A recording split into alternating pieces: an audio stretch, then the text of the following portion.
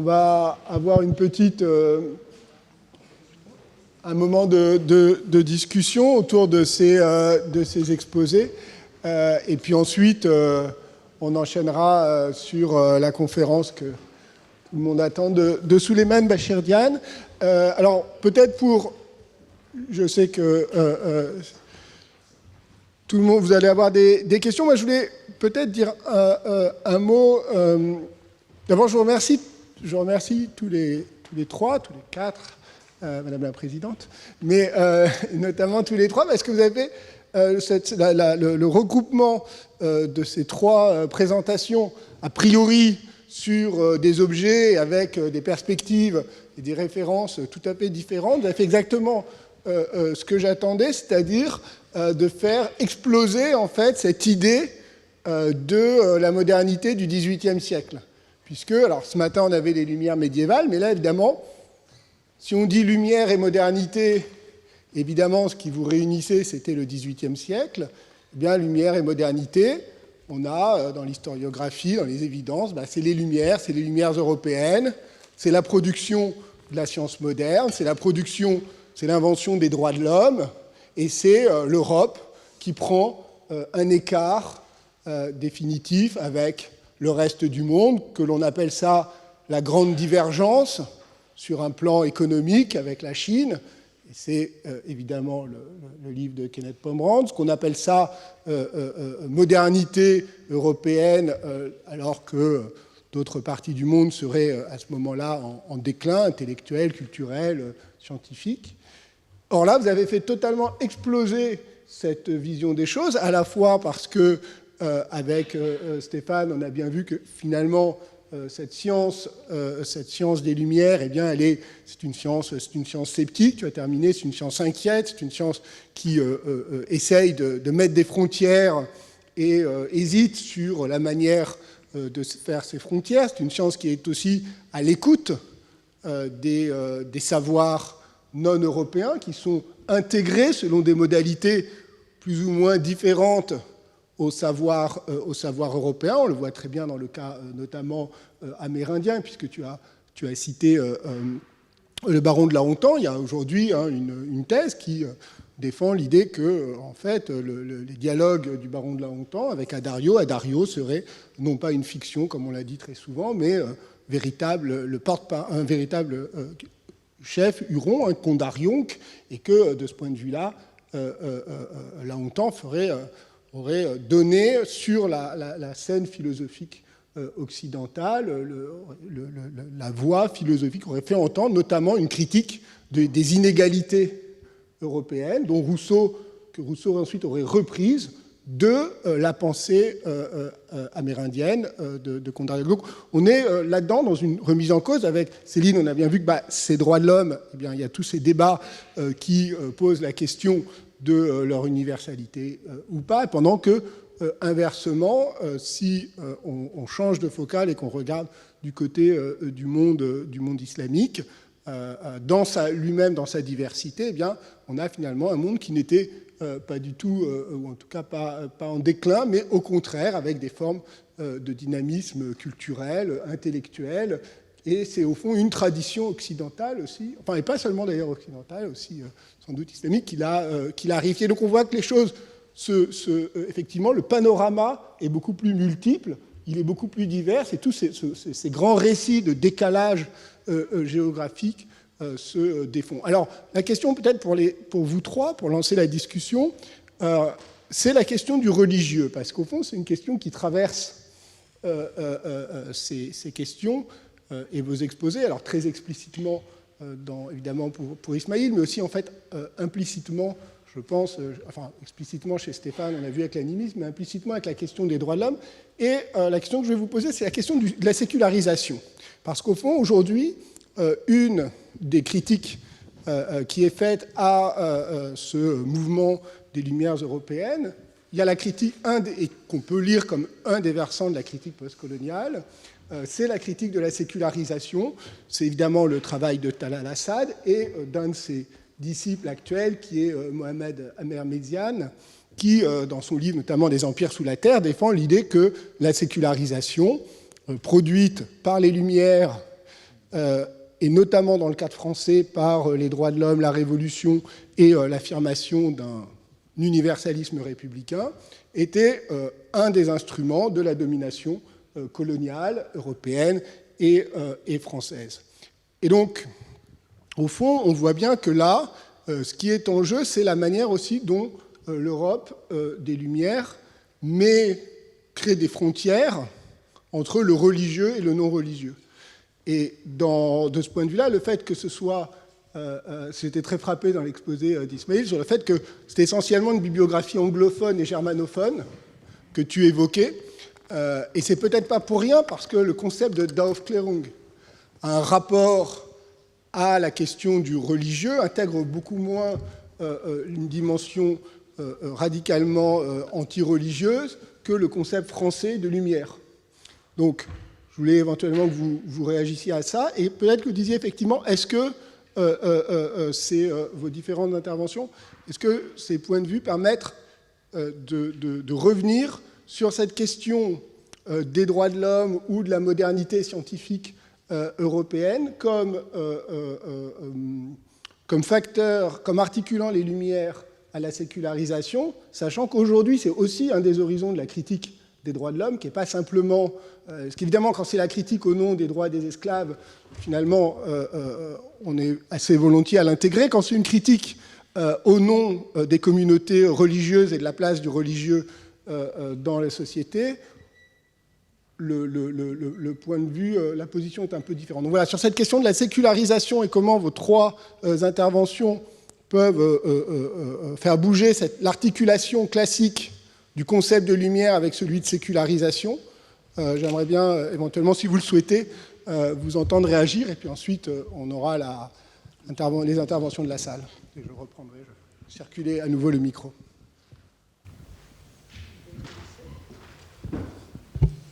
Moi, je veux bien juste commencer sur la tension entre religion et science. Dans l'historiographie actuelle, on voit bien qu'il y a un retournement, c'est-à-dire, en fait, beaucoup de travaux, là, depuis une vingtaine d'années, essayent de reproblématiser la question du religieux dans les philosophies de la nature. Et alors qu'on était plutôt sur un schéma qui avait même avait discriminé, y compris les sources. Si on pense par exemple à Newton, on avait pris soin de ne jamais publier ses écrits théologiques, on voit bien qu'aujourd'hui on a à l'inverse l'idée que finalement entre théologie naturelle, philosophie naturelle, on est vraiment dans le même... Donc, par exemple, l'ouvrage de Rob Iliffe sur Newton, Priest of Nature, ça a de quoi surprendre, mais au fond, on est un petit peu dans cette optique-là.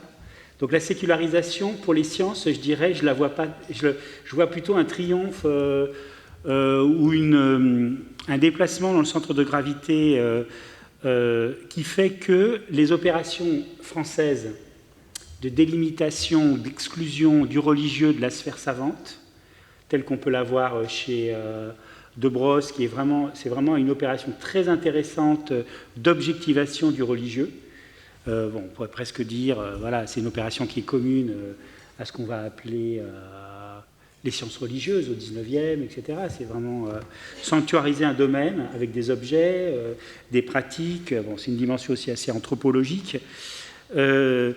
Ça renvoie, c'est une critique qui est quand même adressée aux religions universalistes, aux religions universelles, et qui réhabilite quand même les religions naturelles. Donc, autre gros débat. Donc, on est un peu dans une dimension anthropologique qui valorise la religion naturelle comme coutume, comme pratique, comme culture. Et donc, moi, c'est un peu ça que sur les deux fronts des sciences naturelles, d'un côté, et puis donc avec cette recomposition entre nature sur nature, qui est vraiment très forte aujourd'hui, ce qui fait que des objets, beaucoup d'historiens des sciences travaillent sur des objets qu'on aurait dit il y a 20 ans d'histoire religieuse, voilà, ces frontières.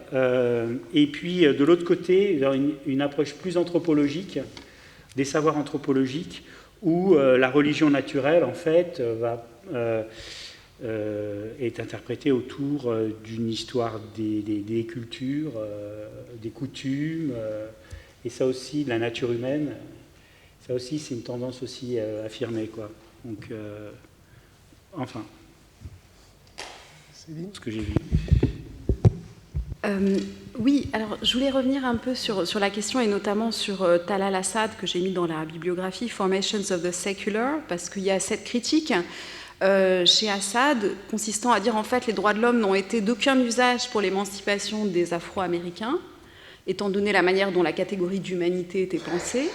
En revanche, ce qui a été utile dans le mouvement des droits civiques, de fait, c'est la parole prophétique qui est particulariste, qui est culturaliste, et c'est elle qui a permis notamment à Martin Luther King de porter un discours de lutte contre les injustices et de lutte en faveur de l'émancipation, mais plutôt à partir de l'histoire prophétique de la captivité, de la libération, et en précisant justement avec un usage assez important de la religion. Alors moi, j'ai quand même une défiance quand même un petit peu forte. Alors je pense que ça peut servir, hein, très bien. Il faut se servir de tout, et en particulier très bien si le discours de la libération peut trouver ses racines dans la religion, parce qu'effectivement ça peut parfois porter mieux et plus fort. Mais il y a quand même un usage, par exemple, dans les déclarations des droits dont je parlais tout à l'heure. Donc, par exemple, dans la déclaration sur les droits de l'homme en islam, qui a été adoptée le 5 août 1990 au Caire, hein, vous la connaissez peut-être, il y a l'idée qu'à l'article 22, tout homme a le droit d'exprimer librement son opinion, pourvu qu'elle ne soit pas en contradiction avec les principes de la charia, et tout est ordonné et subordonné à ces principes. Donc, c'est-à-dire qu'en fait, on considère qu'il y a des, entre guillemets, des dogmes, enfin voilà, ça existe.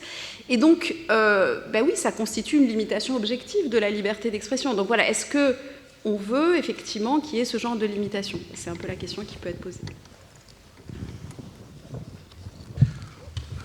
Oui, merci pour la question. Je reprendrai en deux parties très rapidement. En ce qui concerne le caractère anglophone et germanophone de ma bibliographie, bon, je crois que ça c'est un sujet en soi, parce qu'il me semble qu'en effet l'étude de l'islam, ou les configurations institutionnelles, leur histoire, leur jeunesse, etc., sont très différents entre le cas français et le cas américain, anglophone, anglo-saxon, voire allemand. Tout simplement, pour juste vous donner un exemple très simple, sauf erreur de ma part, il n'y a pas de laboratoire de recherche en France qui s'intéresse à l'islam. Il y a des laboratoires qui s'intéressent au monde arabe, au monde musulman, etc. Mais il n'y a pas un laboratoire d'études islamiques. Alors qu'en Allemagne, il y a les chaires de Islamwissenschaft, d'études islamiques qui ne sont pas à confondre avec les chaires de théologie islamique. C'est une différence fondamentale. Comme dans le monde anglo-saxon, il y a le Religious Studies, et dans ce cadre, il y a l'étude islamique. Donc vous voyez tout cela, sauf erreur de ma part, c'est différent. D'un autre côté, cela a aussi permis à la recherche française d'être beaucoup plus à l'écoute des sciences sociales et d'être beaucoup plus comparative. Donc justement, c'est à double tranchant, je dirais. Mais bon, c'est un autre débat. Ensuite, pour la question du religieux, la notion de religieux, à mon avis, illustre bien la nécessité de ce que exigent un peu les auteurs que j'ai cités actuels, de tenir compte des logiques internes des systèmes de pensée qu'on analyse. Parce que je me demande si le terme religieux fait sens dans la période moderne, pré-moderne, voire médiévale dans l'islam. Parce que le religieux, au fond, comme concept, c'est un concept du 19e, 20e siècle. Pareil, pour donner juste des exemples rapidement, moi je travaille sur le droit musulman, donc sur la charia. Bon, je travaille essentiellement sur des contrats de vente, sur des histoires de famille, etc. Bien sûr, la légitimité du système normatif repose sur la croyance que tout cela, en dernier lieu, remonte à la révélation islamique. Mais entre les deux, et là les spécialistes du droit musulman l'ont bien montré, il y a toute une casuistique et une norme juridique musulmane peut contredire un précepte théologique. Ça a été montré. Bon, c'est pareil, c'est trop vaste pour expliquer ici. Juste un exemple pour rendre ça un peu plus concret. Vous avez peut-être entendu parler de la notion de ijtihad, le raisonnement libre. qu'aujourd'hui les réformistes musulmans utilisent beaucoup. C'est-à-dire la création en fait, dans la définition juridique, l'ijtihad veut dire que je suis capable, en tant que mujtahid, de dériver des normes directement des sources de la révélation islamique, le Coran et la Sunna. Bon, pour la période médiévale et moderne, très rapidement. Donc, je peux réfléchir sur la loi dans la société. Après, il est interdit, selon les dires des maîtres, des savants musulmans, d'appliquer l'ijtihad dans les manières qui relèvent des croyances religieuses, des aqaïd, de l'aqida. C'est-à-dire tout ce qui concerne la religion, en quelque sorte, là, l'ijtihad ne s'applique pas forcément. Ça s'applique pour la création normative. Rendre compte de cette complexité par un terme religieux, je m'interroge. Et je crois que pour rendre compte des dynamiques intellectuelles de la période moderne, par exemple, il est important d'analyser de près ou en détail justement ces logiques internes, ces différences. Et ensuite, à partir de là, réfléchir sur des concepts plus globaux comme religieux. D'accord, merci. Je crois qu'on est au centre, au cœur de cette question de la pluralité des définitions des Lumières, parce que dans les définitions européennes des Lumières, évidemment, la question du religieux, mais je dirais même la question de la définition du religieux comme n'étant, ou de l'autonomie de toute une partie du champ normatif par rapport au religieux, est évidemment une question essentielle. Et alors on a là on a un choix, c'est-à-dire que soit on considère que c'est effectivement une partie essentielle et qui va du coup devenir discriminante pour définir, pour délimiter ce qui relève de lumière dans différents espaces, le reste étant des formes de rationalité, de pensée, de liberté, etc. Mais n'entrant pas dans ce champ parce que trop intégré à un espace religieux, soit on considère au contraire que le détour comparatiste oblige soit à revenir de manière critique sur justement la définition occidentale du religieux comme fruit des Lumières, et donc c'est toute la critique de la sécularisation ou du sécularisme, soit de manière peut-être plus nuancée, nous oblige en fait à approfondir, à complexifier la façon dont les Lumières ont intégré, ont produit ce rapport au religieux pour avoir une définition des Lumières qui intègre la place du religieux dans l'ensemble des systèmes, dans la pluralité des systèmes normatifs d'une société. Et c'est intéressant parce qu'il me semble qu'on rencontre ça lorsqu'on fait ce détour par le comparatisme, mais d'une autre manière, ça vient rejoindre un mouvement qui est propre, là je parle sous le contrôle de Céline, mais d'autres, mais à une partie de la philosophie politique contemporaine qui essaye de réintroduire, alors on n'est pas forcément d'accord, mais de réintroduire justement des espaces du religieux avec cette idée que les Lumières, d'une certaine manière, sont peut-être allées trop loin dans le projet moderne de sécularisation. C'est-à-dire que même quelqu'un comme Jürgen Habermas, aussi, enfin, on pourrait presque dire aujourd'hui toute l'école de Francfort, par exemple, semble essayer de réintroduire à l'intérieur de ce qui était quand même le projet des Lumières, ces formes de religion. Il me semble que là, les deux gestes, l'un qui est à travers une analyse critique des limites de la modernité et l'autre à travers la comparaison avec des formes non européennes de rationalité, par exemple, nous amène à ce retour critique sur peut-être la catégorie même de lumière en tant qu'elle s'est pensée comme un adieu à certaines formes de religion. Sylvia. Oui, je me demande si... Mais déjà, les Lumières à l'intérieur de l'Europe, toute l'historiographie à partir des années 80 a remis au centre la question des lumières catholiques, les lumières protestantes, la division à l'intérieur, comment on peut travailler sur les lumières sans prendre en compte les institutions aussi, et l'Église fait partie des institutions. Je travaille sur les lumières en Écosse, et le fait qu'une grande partie de ces 10 philosophes des Lumières sont des membres de l'Église presbytérienne, donc calvinistes. Donc, comment ça joue par rapport aux relations à l'intérieur. Et aussi, je pense qu'il y a plusieurs choses à la fois, que c'est aussi l'intérêt et la difficulté de cette expérience. D'un côté, il y a une question historiographique générale. De l'autre côté, il y a une question comment les philosophes des Lumières considèrent, réfléchissent sur les questions différentes. Par exemple, comment Voltaire parle de l'Église ou parle de l'islam, etc. Et troisième point, il y a comment dans d'autres sociétés, si on réfléchit à la question et comment les autres sociétés se relationnent à ces questions. Je pense que les trois sont liés ensemble, et donc ça c'est aussi un peu la vertige qu'on a quand on pense tous ensemble. Donc ma question serait aussi, à partir de ça, c'était la première question que j'avais, c'était pour Islaim, par rapport, si je comprends bien, tu as insisté beaucoup sur le fait, par exemple, que Reinhard Schulz, son point, c'est moins la question des lumières islamiques dans l'islam que la question de remettre l'histoire de l'islam au centre quand a été expulsé, et donc son dynamisme surtout qui avait été expulsé du centre. Et donc aussi, c'est lié aussi à une question d'une approche culturelle, sciences sociales, par rapport à une approche philologique plus conservateur.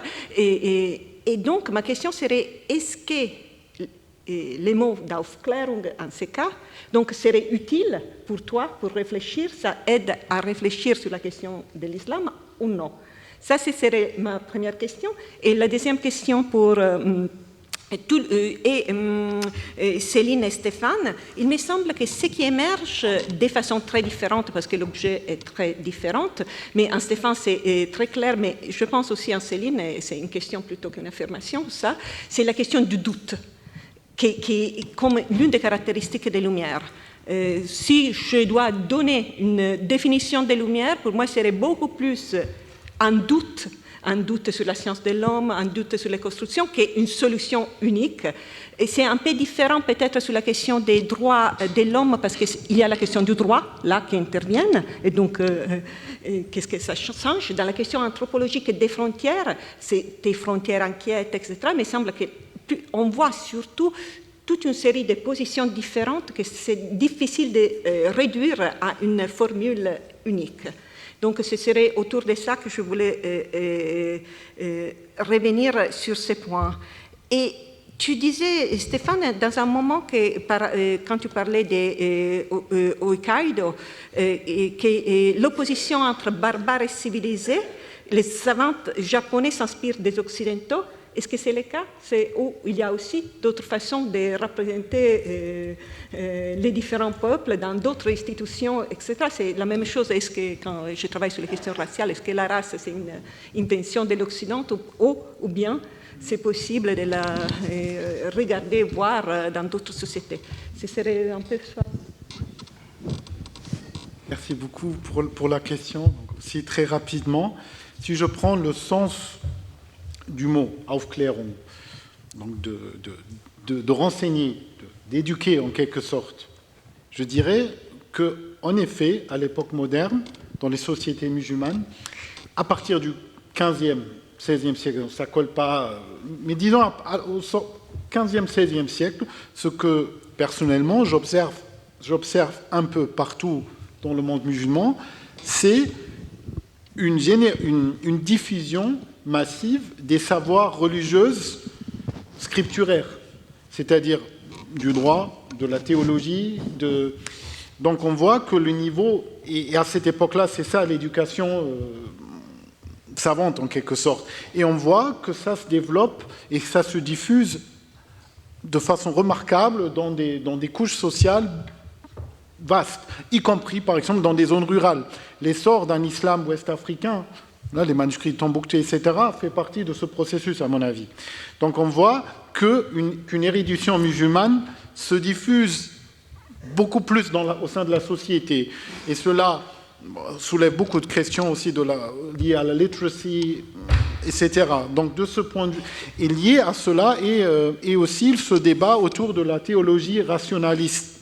Parce que, à travers un dernier élément que je donne, un aspect de cette diffusion des savoirs religieux est la diffusion de la théologie, maintenant pour l'Occident musulman, le Maghreb et l'Afrique de l'Ouest, c'est la diffusion de la théologie de l'Ash'ari, une théologie rationaliste qui se diffuse à travers des écrits de catéchisme, en quelque sorte. Pour ceux qui connaissent, je réfère à la Aqida d'As-Sunnussi, etc., qui s'enracinent dans des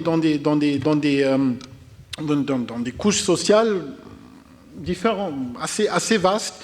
Et de ce point de vue-là, on peut parler d'une plus grande sensibilité au savoir, à la culture des livres, etc. Et ça a été montré déjà par des spécialistes d'histoire culturelle et par les spécialistes d'histoire intellectuelle. Donc je pense que cet essor d'une érudition musulmane dans les marches et dans d'autres couches sociales, bon, là, le terme « Aufklärung » pourrait être utile pour des débats comparatifs. Merci.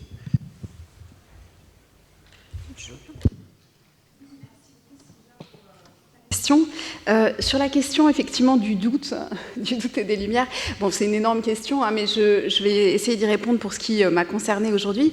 Je pense que la science de l'homme, que les philosophes auxquels moi je me suis intéressée essayent d'établir, de construire, elle n'est pas sceptique. Hein, elle n'est pas du tout sceptique. C'est-à-dire que, bien sûr, Bayle a une influence absolument colossale.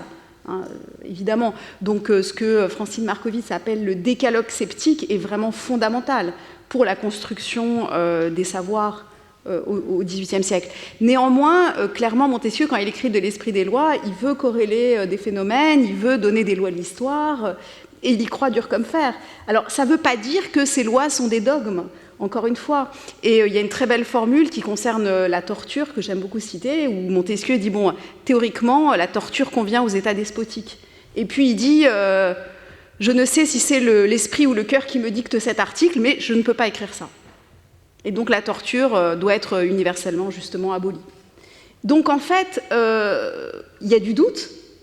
Il y a du doute sur le système, mais il y a quand même une aspiration à construire des systèmes. Donc voilà, la question est de savoir qu'est-ce qu'on privilégie. Est-ce qu'on privilégie ce doute qui permet de dire, ben non, finalement, voilà, on doit l'abolir universellement, l'esclavage doit être aboli universellement, ou est-ce qu'on privilégie... cette construction un petit peu, disons, de corrélation, de phénomènes qui conduit à des lois de l'histoire. Les deux sont présents. Alors, j'irai un petit peu dans le même sens. Bon, évidemment, comme j'ai un peu contribué à cette idée, les lumières du doute, etc., je vais me tirer une balle dans le pied, mais je pense quand même que, globalement, l'historiographie, elle a surtout... insister sur la réinvention quand même, alors on ne va pas dire d'une nouvelle dogmatique, mais quand même d'un ordre, d'une pensée architectonique, systémique, etc., qui n'est pas tellement... c'est pour ça que j'ai cité Silvia Giocanti sur la science babélienne. Il faut prendre vraiment ça au sérieux. Ça ne colle pas tellement à l'idée qu'on a des Lumières. Il faut être quand même honnête. Par contre, c'est vrai qu'il y a peut-être minoritairement, et c'est peut-être toi qui viens des brumes écossaises, forcément, avec Hume, etc., et il y a une question sceptique, il y a des sceptiques, évidemment, dans ce monde-là, et en fonction... Moi, c'est pas pour rien que, effectivement, mes Américains, ils ont été formés... bon, ils sont écossais d'abord, et puis, mais ils ont quand même été formés dans ce monde-là. Donc, effectivement, on peut... Moi, je plaide pour qu'on sorte justement d'une vision, comme l'a suggéré aussi Antoine, par bloc, c'est-à-dire que ça ne me semble pas tellement heuristique de remplacer le bloc lumière intégré, monumental, par le bloc lumière sceptique, pour être tout à fait honnête. D'abord, je pense que c'est ni l'un ni l'autre, voilà, donc c'est un peu entre les deux, mais plutôt pour cartographier des positions, etc., et éventuellement être à l'écoute de ces textes parce qu'effectivement, quand on entend les acteurs, on se rend compte que eux, sur le terrain, ils ont une vision beaucoup plus... donc, c'était un peu l'idée de la mise à l'épreuve aussi, c'est-à-dire, sur le terrain, ben, évidemment, il faut dessiner des cadastres, il faut rencontrer des Indiens, il faut... donc, on est dans une pratique de la comparaison, de la négociation, voilà, ce que j'appelle un peu la diplomatie scientifique, c'est-à-dire, là, on est vraiment dans un... C'est une partie du travail scientifique sur ces terrains consiste à construire des dispositifs, presque des scripts, on va dire, diplomatiques, pour faire dialoguer des systèmes qui sont locaux. Ou, donc ça, c'est un premier point. Et puis, l'autre élément... donc, pour moi, il y a quand même une forme d'héritage, en fait, quand même humaniste, qui perdure dans cette tradition sceptique. Donc, j'ai envie de dire... Certes, elle existe, mais elle n'est pas forcément des Lumières, quoi. Elle vient de loin. Et c'est bien aussi de reconnaître ça, quoi. Il y a quelque chose qui reste. Et je pense que c'est vrai aussi sur l'islam, sur les débats autour de l'islam au XVIIe siècle, dans ces cercles sceptiques, érudits, voilà, à Florence, ailleurs. Enfin, ça a été quand même bien étudié. Il y a une tradition qui vise... le traité des trois imposteurs, etc., qui vise à nier la dimension religieuse. Donc ça revient sur ce qu'a dit Antoine tout à l'heure, la dimension presque religieuse de ces religions, en disant, ben voilà, c'est des systèmes culturels, donc en tirant absolument la perception de l'islam du côté de la culture, hein, plutôt que du côté religieux. Et je pense que ça reste quand même, une partie de ces débats reste au XVIIIe siècle. Et puis sur la question japonaise, alors il y a des spécialistes dans la salle qui pourront répondre. Moi là, je me référais par exemple à l'influence des Hollandais qui est signalée. Voilà, en particulier l'histoire naturelle des Hollandais. Elle a eu aussi une influence importante. Donc, mais effectivement, dans la citation, ce qui m'intéressait, c'était de montrer ces Japonais comme des Européens finalement, en disant que voilà, ils sont confrontés aux mêmes problèmes qui sont, on va dire, de nature coloniale, et ils utilisent les mêmes types de savoirs. On n'est pas dans un exotisme, voilà, voilà, les savoirs de l'autre, l'altérité. Non, on est face à des choses qu'on connaît très bien. On remplacerait japonais par anglais ou portugais, on verrait bien ce qu'on veut dire. Donc voilà, c'est ce genre de sources que mettent à disposition aussi... ces travaux qui permettent aussi de réfléchir différemment parce qu'on n'est pas dans un rapport colonial aussi tel que nous on le connaît dans des espaces où c'est des empires européens, etc. Alors on voit qu'interroger ça du point de vue japonais, ça permet de décentrer un petit peu et de mettre en concurrence en fait des pratiques qui sont à la fois semblables et en même temps très différentes, parce que l'histoire naturelle japonaise est quand même aussi très différente des histoires naturelles européennes. Elles incluent des êtres qui ne sont pas forcément des êtres, voilà, on va dire, des êtres surnaturels, par exemple, comme l'histoire naturelle chinoise.